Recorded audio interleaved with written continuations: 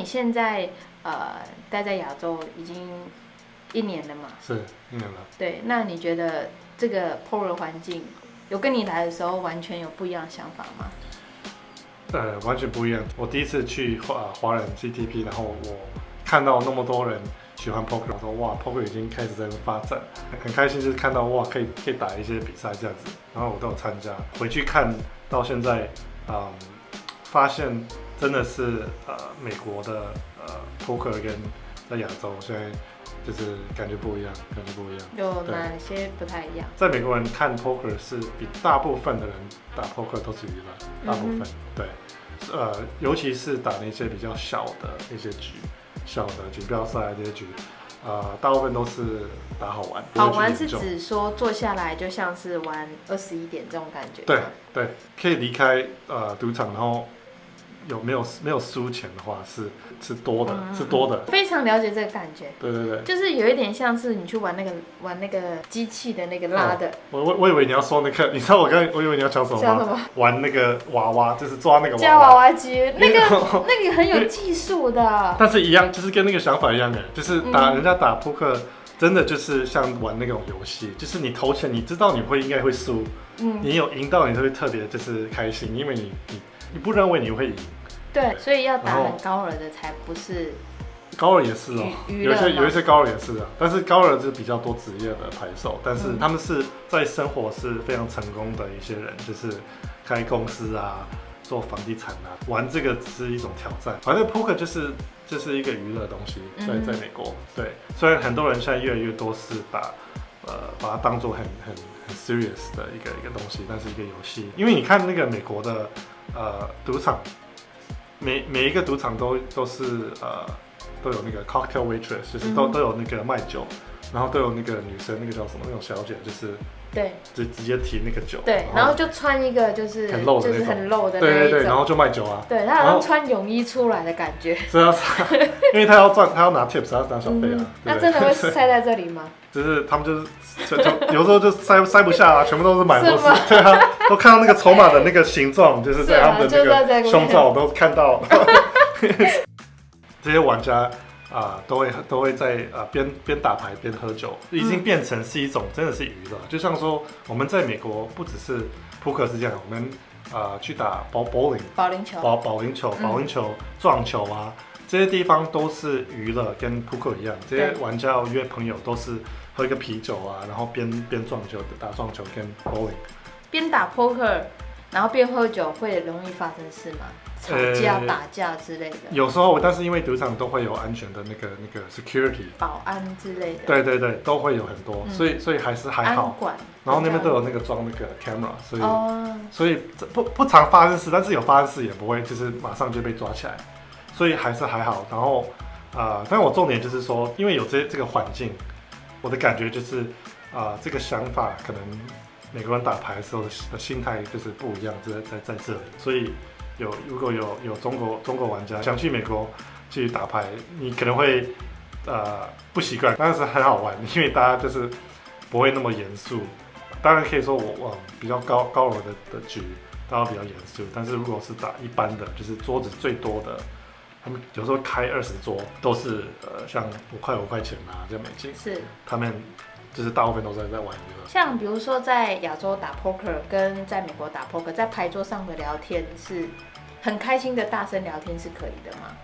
当然了，是很正常的。大笑大喊，你 on 的时候，然后站起来，这个文化真的就是在亚洲我还没有看过的。对，因为我跟你去还蛮多的一些打 poker 的地方，那我发现就是很多人他们是完全的不讲话。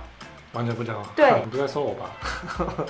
你没有啊？你回来有讲话了，没有什么不好啊，就是习惯不一样嘛。想想看，如果你去，像刚刚我说那个 analogy， 就是那个比较，你去打 bowling 或是打 golf， 对，高尔夫球，你会跟你朋友就是很严肃在那边打吗？是不可能的，不管是跟朋友还是其他玩家，大家都知道说打那些局都是好玩的。如果你太严肃，会被人家觉得说你不适合就是玩这个，就是你拿租金的钱去赌。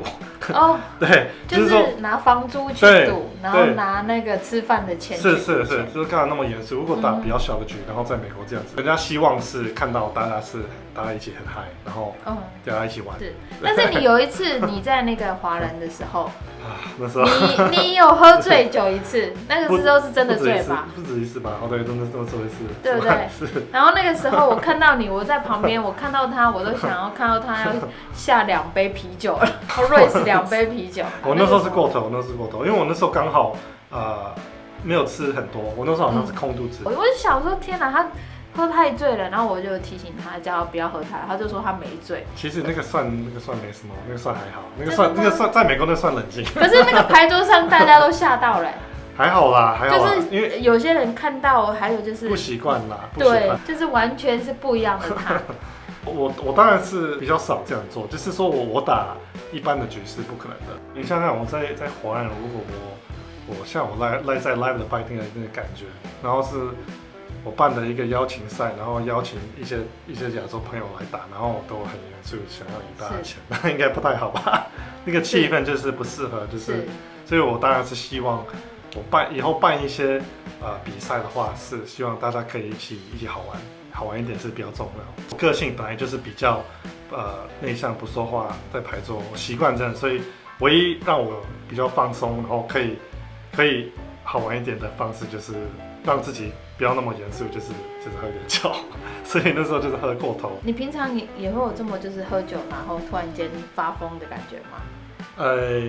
比较年轻的时候有很多故事，疯狂故事。就是我记得有一次我跟一个人打1对1，我那时候清醒，然后他就说我有一个条件，我可以跟你打，但是你要跟我一起喝。然后我就疯狂到都不是在打牌了，就是在玩，就是随便玩，我就是在乱丢筹码，然后我的牌都直接拿上来这样看。那他也这样吗？没有啊，因为他比较会喝，然后比较会就是可以喝，然后边打，他不会太乱掉，但是他知道我弱点就是我没有办法，就是喝那么多然后打，所以他就是灌醉你，然后又在赢你的钱。对，那时候我是非常的笨，然后有天就是非常后悔，输很多钱，输很多，对，所以不要搞错，就是我不是在鼓励大家是要喝酒打牌，平常不喝酒就不要喝，但是应该可以说重点就是有时候不要太严肃在牌桌啦。我现在也是个人是在学习这个点。